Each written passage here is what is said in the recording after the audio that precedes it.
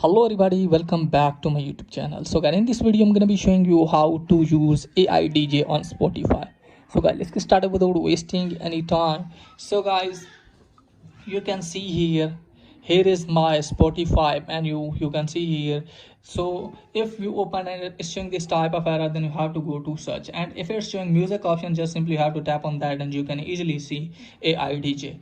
Because it's not showing here, just simply have to go to search and just simply have to search for AI DJ.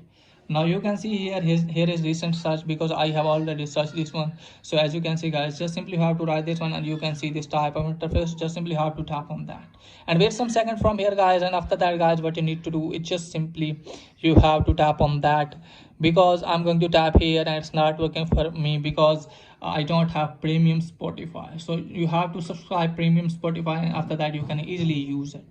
So that's pretty much for today's video. If it is helpful, please like and subscribe my channel. Thanks for watching.